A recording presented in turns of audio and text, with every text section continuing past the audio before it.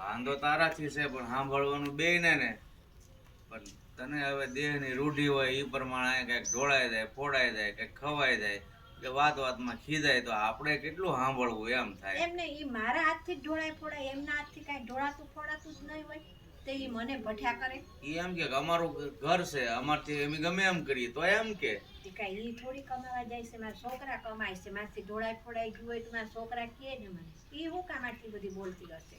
તે દિવસે મેં ઈ તો કીધું તું, મેં કીધું તમારું કરો તો અમારું ઘર નથી કે નહીં.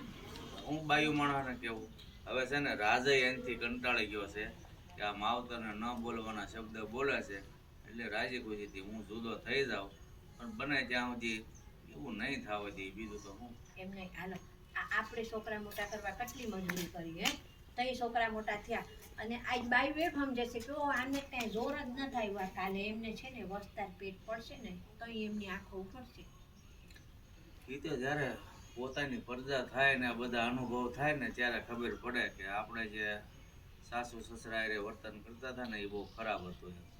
પછી એમના છોકરા છે ને એમની આરે એવું જ કરશે. પછી જેવું કર્યું હોય એવું ભરવાનું રહે, બીજું શું હોય આમાં. કાંઈ નહીં. હવે છે ને તમે કાકીને રાજને સમજાવજો એ જુદો ન જાય હો. કાંઈ નહીં હું સમજાવીશ. હવે તું એક કામ કરતી હોય તો સવારમાં જાગીને ચા પાણી પીને છે ને અને આમ બજારે કોઈક બેઠા હોય ને ત્યાં બેહવા હોઈ જાવ. પણ હું બહાર જાઉં ને તોય મને ભઠે તો પાછા એમ કે તમે કાં બહાર ગયા એમ કે તમને કાંઈ બોલતા ને બેસતા ઉઠતા તો આવડતું નથી, હું અહીંયા અમારી આબરૂ કાઢો છો વળી પાછા એવું કીએ. હા એને એક વાતે પોકે એમ નથી. ઘરમાં બેહો તો કે અહીંયા જે હારા લાગતા બજારે જાય તો કે તમે બજારે જઈને અમારી ખોજણી કરતા હશો. એટલે હું બહાર નથી જતી ઘરમાંથી. હા નહીં આપણે મૂંગા મોઢે સાંભળ્યા કરવાનું, બીજો તો કોઈ રસ્તો છે નહીં. એ પણ એવું થાય એને રાજને કહો તારે જુદું નથી જવું એવું લાગે ને તો મને દેહમાં મોકલી દો એમ કહું. એવું કંઈક કરીએ હાલ ને, હું સમજાવી મારી રીતે પણ એકાબી નોખા ન પડીએ ને એવો કંઈક રસ્તો થાય તો કરીએ અને ન થાય તો પછી આપણે બે વયા જ આવું છે. બીજું તો શું કરવું, આપણે હતા જ ને દેહમાં.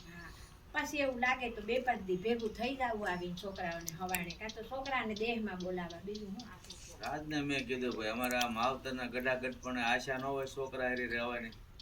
કે બાપુજી હોય પણ હવે આ બાયુ માણા સમજતું નથી તો કરવું શું. મંદે આવા છે ને કાગડા કાળા છે. સારું તું અહીંયા બે હું તો મંદિરે જઈ આવું ને તું આવી તો ઓલી કે ક્યાં મારી ભોજણી કરવા ગયા. હા એ બે પાછા કે જો ને કે ઘટી ઘટ પણ હારે ફરવા ગયા હોય ઓગાય નહીં કાંઈ. સારું હું જઈ આવું મંદિર. હા મારા હાથના દર્શન કરજો, ભગવાનને કાંઈ ખારી પ્રાર્થના કરજો. કર